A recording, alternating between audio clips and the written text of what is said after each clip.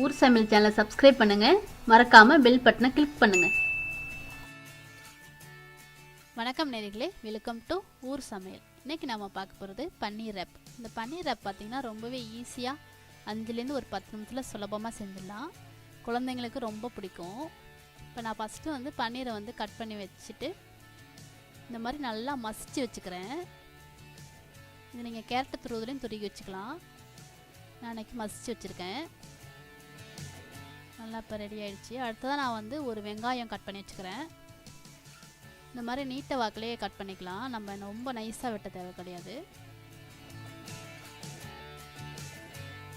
இது பார்த்திங்கன்னா என் பையனுக்கு நான் மதியம் கொடுத்துறதுக்காக லஞ்சுக்கு ரெடி பண்ணிகிட்ருக்கேன்.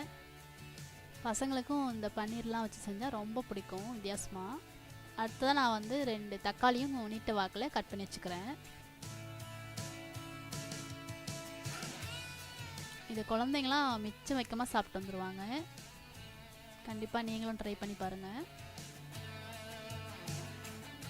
ரொம்பவே ஹெல்த்தியானது.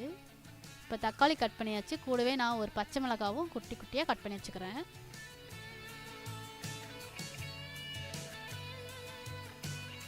இப்போ வெங்காயம் தக்காளிலாம் நல்லா கட் பண்ணியாச்சு.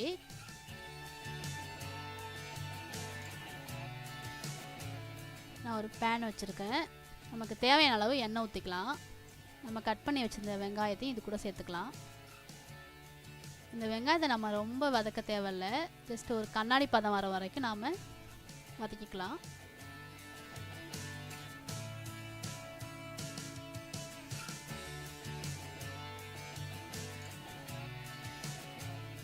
கூடவே நான் ஒரு பச்சை மிளகாவும் சேர்த்துக்கிறேன்.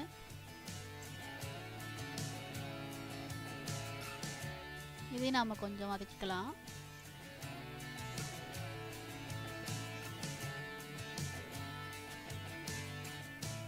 கூடவே நான் 2 தக்காளியும் சேர்த்துக்கிறேன். தேவையான அளவு நம்ம உப்பு சேர்த்துக்கலாம். இந்த தக்காளியை ரொம்ப நேரம் வதங்க தேவையில்லை, கொஞ்சம் நேரம் வதங்கினாலே போதும். தேவையான அளவு நான் காரத்துக்காக மிளகாத்தூள் சேர்த்துக்கிறேன். கூடவே ஒரு 1/4 ஸ்பூன் போல் ஜீரகத்தூள், சோம்புத்தூள் ஒரு 1/2 ஸ்பூன் போல் சேர்த்துக்கலாம்.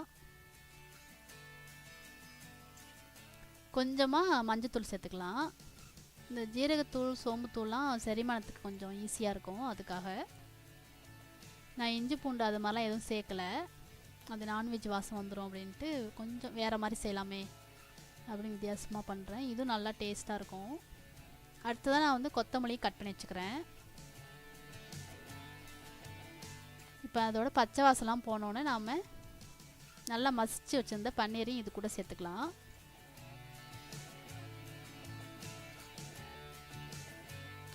இப்போ நல்லா இது கூட மிக்ஸ் பண்ணிக்கலாம் பன்னீரை. நல்லா கலர்ஃபுல்லாக சூப்பராக இருக்குது பார்த்தாலே. அப்புறமா நம்ம கொத்தமல்லியும் இது கூட சேர்த்துக்கலாம். பசங்களுக்கெலாம் இந்த மாதிரி வித்தியாசமாலாம் செஞ்சு கொடுத்தா சூப்பராக சாப்பிட்டு வந்துடுவாங்க மிச்சம் வைக்காமல். எப்போதும் நம்ம ரைஸே கொடுத்து விடாமல் இந்த மாதிரிலாம் வித்தியாசமாக செஞ்சால் நல்லாயிருக்கும். அதுதான் நான் சப்பாத்தி ரெடி பண்ணி வச்சுருந்தேன். அது கூட நம்ம பன்னீர்லாம் இது கூட ஒரு 2 ஸ்பூன் அளவுக்கு வச்சுக்கலாம். கூடவே நான் கொஞ்சம் சீஸ் போடுறேன். பசங்களுக்கு சீஸ்னாலே ரொம்ப பிடிக்கும். அதுதான் நாம் இதை ரேப் பண்ணிக்கலாம்.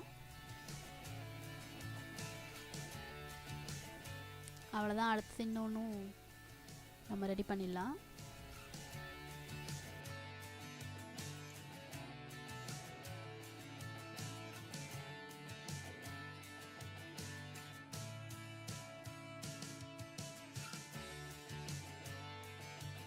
அவ்வளோதான், நம்மளோட சூப்பரான பன்னீர் ரேப் ரெடி ஆகிடுச்சு.